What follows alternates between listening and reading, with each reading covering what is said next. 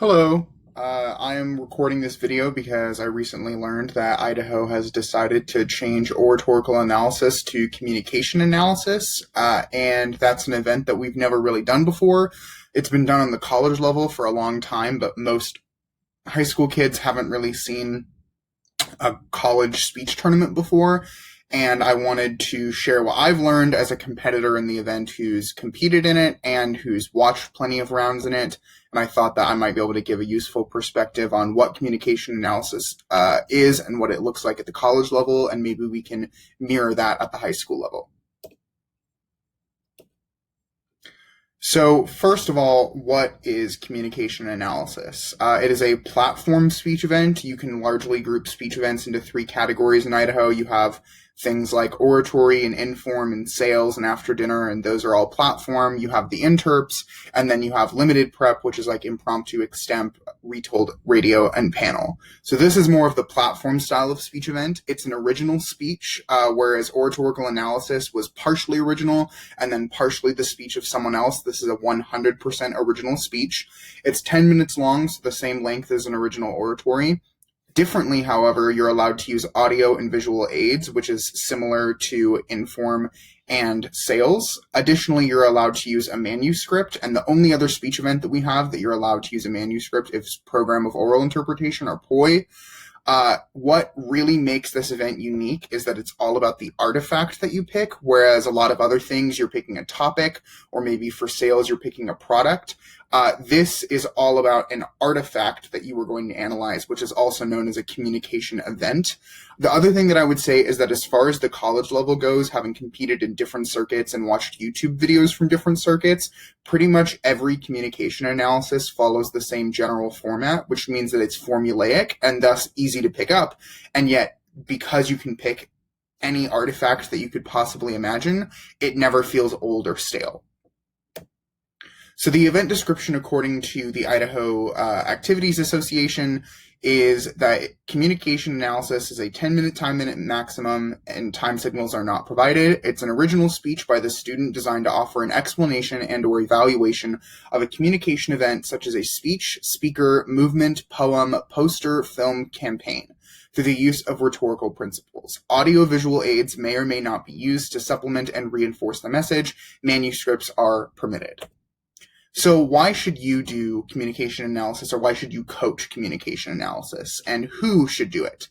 In my opinion, everyone should do it. I know that that's unrealistic, and truthfully, not everyone should try and do the exact same event, but as a rhetoric, media affairs, and social change major in the communication department at ISU, rhetorical analysis and communication analysis are pretty much what I do for school, and it is fascinating to me, and I think that this event sums up what I do on a daily basis in my education program. So realistically, though, who should do it? People who loved oratorical analysis are going to love communication analysis. You still get to use the manuscript. You're still using your analytical skills to examine something else, and any speech that you could have done for an oratorical analysis, you can do for communication analysis. So if you've had a topic that you've been looking forward to doing, you don't have to worry about not being able to do it. Additionally, I know that a lot of the times we talk about how there's debate kids and there are speech kids, and when they have to do both, there isn't really a speech event for debate kids. Other than extemp, I think the next best thing that debaters can do is communication analysis, because there's so much about like research and evidence and looking into warrants and analyzing different claims. And so I think that really doing communication analysis will be up debaters' alley and will also make you a better debater. Additionally, like the other platform events, I think that if you like inform, you like oratory, or even if you like sales, you're going to like communication analysis. Also, because it replaced oratorical analysis, it is a B event, which means technically you can't do both original oratory and communication analysis at state, but you could do inform and communication analysis at state. So what skills does communication analysis teach anyone who participates in it? And there are three main categories, in my opinion. First is analyzation skills. I think that if you struggle, or even if you just want to get better at English, communication, and history courses, they are going to ask you all the time to analyze a specific historical event, a specific passage in a book, and these skills that you learn from doing the event will translate to those tests, quizzes, and assignments. Additionally, if you're an advertising or a marketing major, the same way that I think sales can help you, you can do communication analysis of advertisements or of products. And thus, that way you will be able to learn like how persuasive or effective an advertisement or a marketing plan might be. Additionally, it will boost your rhetorical skills, and this will improve your argumentation skills through examining warrants and really learning how to parse into something and see what its impact is. And it will also help you learn to be more persuasive by examining the persuasive tactics that different communication events have used. Lastly, I think that it's going to benefit your research skills because it will teach you how to find every possible piece of information about something that seems really small or that without doing this event you might not have thought twice about. And additionally, trying to find the right theory or model, which we'll get into later, to discuss your artifact is going to introduce you to so many different models that you could use in other areas of your life that I think that education is also valuable. So what does a communication analysis look like? Really, it's a 5-part speech, which is similar to a lot of the types of speeches that we do.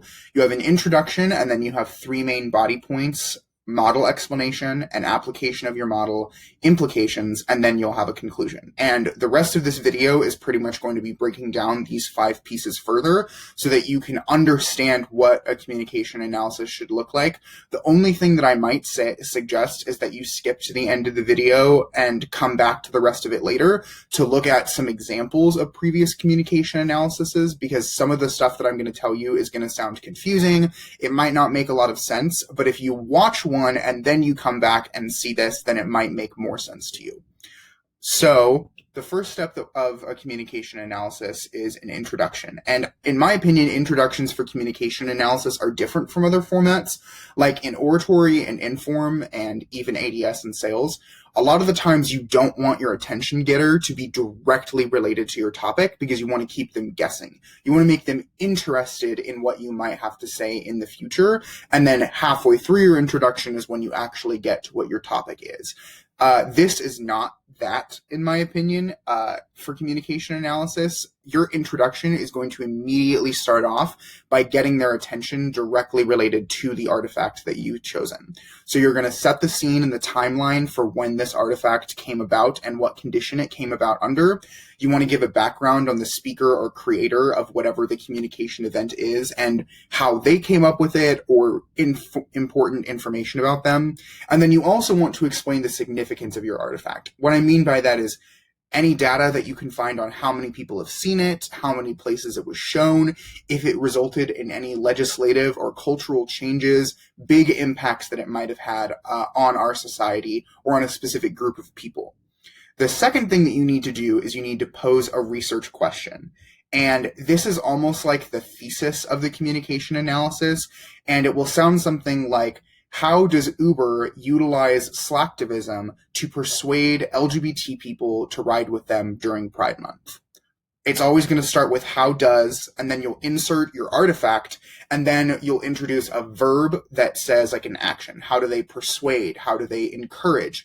How do they diffuse? How do they maintain? Something like that, and then a specific action. And what you're going to do for the rest of your speech is you're going to investigate through your analysis an answer for that question.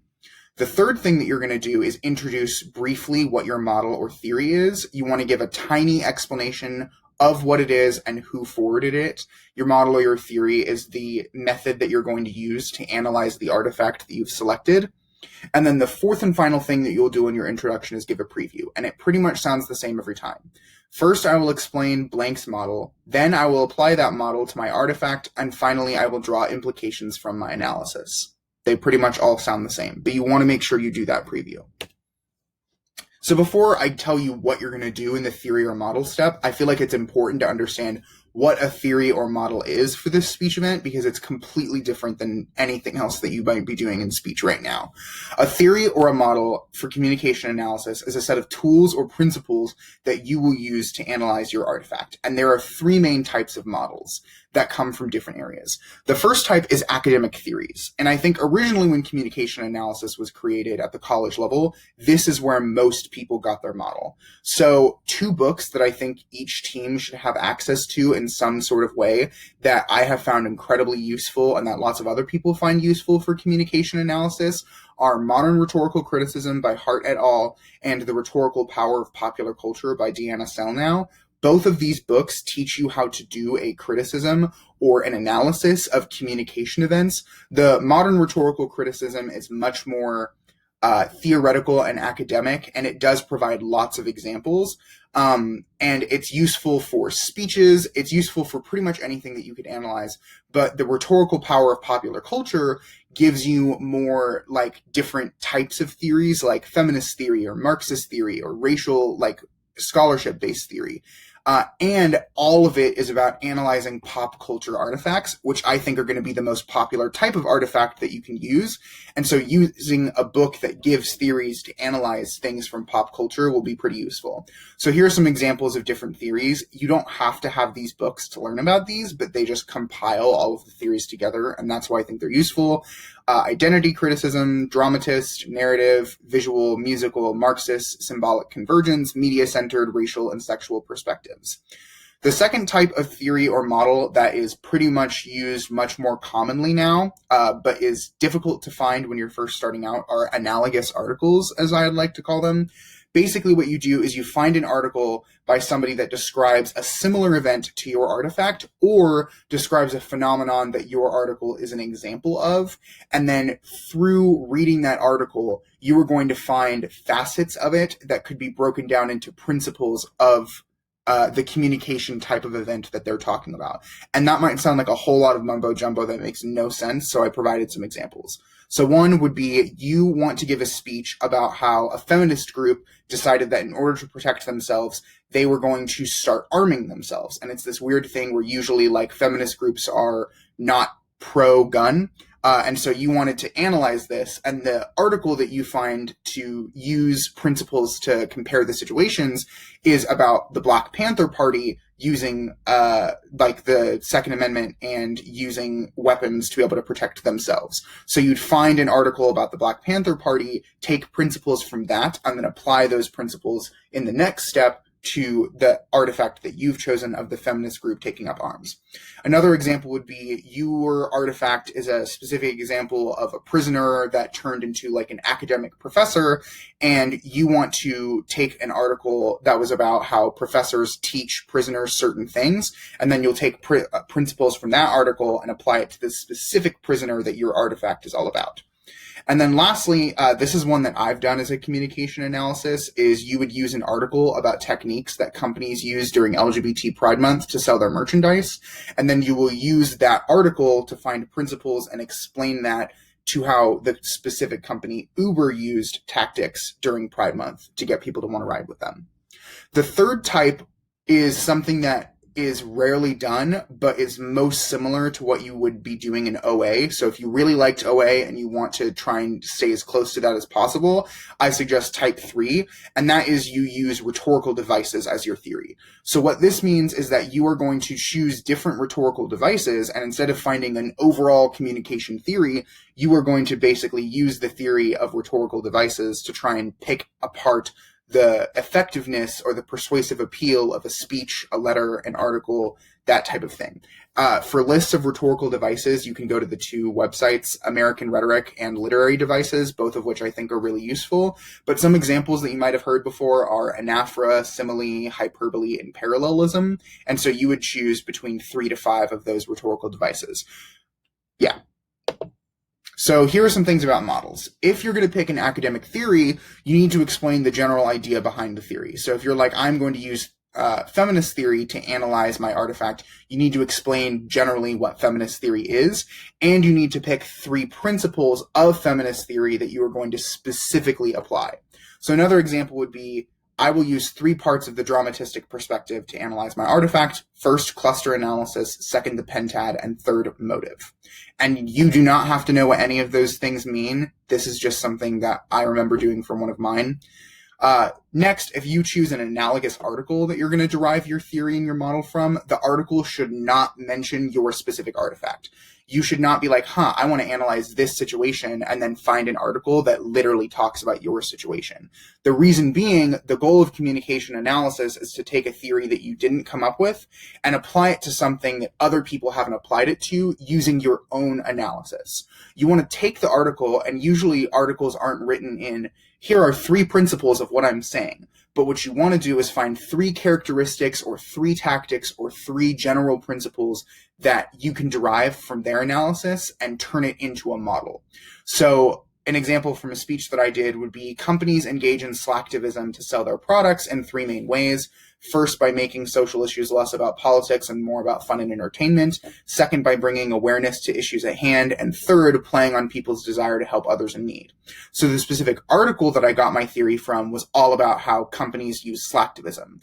And then I looked at their examples of slacktivism and found these were 3 common themes. And I took those 3 common themes and made it my model that I then applied to Uber's commercials during Pride Month.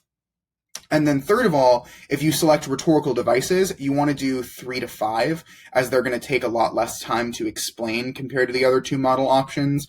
You're not introducing a brand new academic theory. You're simply introducing a rhetorical device that, being in the communication field for speech and debate, plenty of people might have already heard of, so it's okay to do more than 3. Then you want to explain what they are and use examples to explain what they are that are not from your artifact. Because remember, you're going to explain your model, then you're going to apply the model to your artifact, and then draw implications. So when you're explaining your model, you should not even mention the artifact that you picked. So example, you want to analyze an artifact as a speech from President Trump. And you are going to use as one of your 3 to 5 rhetorical devices anaphora. So when you get to the model step, you're going to explain each rhetorical device that you plan on using, but you want to explain them using examples that are not from the speech by President Trump that you're analyzing.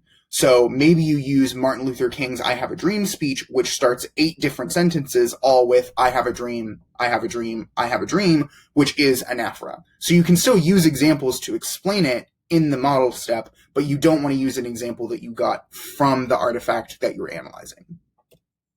So now we're actually at step 2, which is the model step. Remember that you want to make a transition from your introduction to your model. So step 1 is to introduce your model, and when you introduce it, you want to explain who wrote it and who came up with it, if like it's an article that you got your theory from, that you got it from, or even if it's from a textbook that you're getting your theory from. If the textbook is quoting for the principles that you're using specific authors, then you should mention those authors. If it's an academic theory, you want to explain what type of scholar has used it. For example, if you're using feminist theory, you'd want to say that feminist scholars have used feminist theory to try and explain how different artifacts can represent the gender binary, or how they can reify oppression of people from different gender groups and stuff like that. And then you might also want to explain what caused them to write the article, or what conditions created the theory that arose. So, for example, if I'm going to explain the article all about the merchandisation of Pride, I would talk about how now that Pride has become more and more mainstream, and that generally people are becoming less and less homophobic, companies have decided that instead of trying to stay as far away from LGBT issues as possible, that they wanted to turn Pride into something they could capitalize off of, which resulted in the article being written about slacktivism and blah, blah, blah, blah, blah. So number 2 is you want to preview the 3 principles, or the 3 to 5 rhetorical devices that you'll be using. So I am first going to talk about X, then I'll talk about Y, then I'll talk about Z. And then after that, you'd actually just do that as step 3. You talk about X, you talk about Y, you talk about Z. Or you just explain what each of your rhetorical devices are. Step 3 is the application of models. So you want to transition from the model step by reminding the audience of your artifact, because you've just spent the past few minutes not even mentioning your artifact, because you were just talking about the model you would use to analyze it. You also probably want to explain your justification for this model with your artifact, because hopefully, if you're doing this right, your model never mentioned your artifact, so your audience might be thinking, how are you going to bring these 2 things together? And then it's pretty simple after that. You apply the first piece of your model to the artifact, the second piece, and the third piece to your artifact. So you take the principles you get from your theory and then basically take them and show how your artifact demonstrates each piece of the model. The fourth step is the implication step, which is the third main point that you're bringing up. It's similar to the applications or the implication step that is usually present in informative speaking, although not every inform's third point is implications. It's pretty common. You want to transition from your application of the models to implications by asking something like, what can this tell us about our society as a whole? Or how can this newfound knowledge contribute to the broader conversation around blah, blah, blah, blah, blah? Your implications are the so whats, or why does this matter? Why does your analysis make things important? So you should probably only do 2 implications because you want to give yourself enough time to actually effectively explain them. At maximum, you can do 3. But the reason why I don't want you to do 3 is oftentimes when people do 3, they'll take their first implication from the first point of the model, and the second from the second, and the third from the third. Your implication should take your findings from the different principles of your model, put them together, and then that's how you get your big aha moment. What did you learn from both Principle 1 and Principle 2 when put together that told you something new about the world? So you can usually get your implications by asking questions like, what does the information that you revealed in your application mean for the audience? Or is there some positive or negative effect produced by your artifact that is now made clear through your analysis? Your implication should be very different. You don't want them to be repetitive or to be dependent on one another. It's kind of like when you write a multiple contention case in a debate round. You want to make sure that your contentions are not easily grouped together. You want to offer a diversity of thought. So really, this step is as simple as 1, you explain your first implication, and 2, you explain your second implication. The fifth and final step is the conclusion. Obviously, you want to transition from your implications to your conclusion, and there are 4 steps to the conclusion. Number 1 is to recap what you discussed, and it almost always sounds the same. First, I explained Blank's theory. Second, I applied that theory to my artifact. And finally, I presented the implications of this connection. Then you want to go back to your original artifact or your attention getter. You want to tie back to what you said at the very beginning so that the audience sees that you've come full circle. Third, you want to talk about what your analysis can do for the future or what the audience should keep in mind. This might come as like a summarization of your implications or just telling the audience what they need to change about how they view things or the next time they come into contact with something similar to your artifact. And then lastly, just like any good platform speech, you want to finish with a strong closing line that people will remember. So this has been a college speech event for many years, and the AFA and the NIET, which are the American Forensics Association and the National Individual Event Tournament, have kept recordings and transcripts, which is amazing. You almost never find transcripts of final round speeches that made it to finals for the last 2 years. You might even see some familiar faces of speakers that made it to NSDA finals in a different event, like the oratory champion who gave her speech all about math and Beyonce is in the final round for communication analysis in 2018, and I thought that was really cool. And it shows that people who do oratory can do communication analysis. You can find dozens of examples on YouTube just by searching communication analysis finals, but here are links to the AFA National Individual Event Tournament recordings from both 2019 and 2018, and I'll put those in the description box too. So that's about it for communication analysis. I just wanted to explain how the event works and what it typically looks like, but you should remember that this is heavily informed by my personal experience with communication analysis as a recent competitor in the college circuit, and I am just one coach in this state, and we have plenty of coaches who are all going to have more to add and who are going to disagree with me on things, and that is just fine.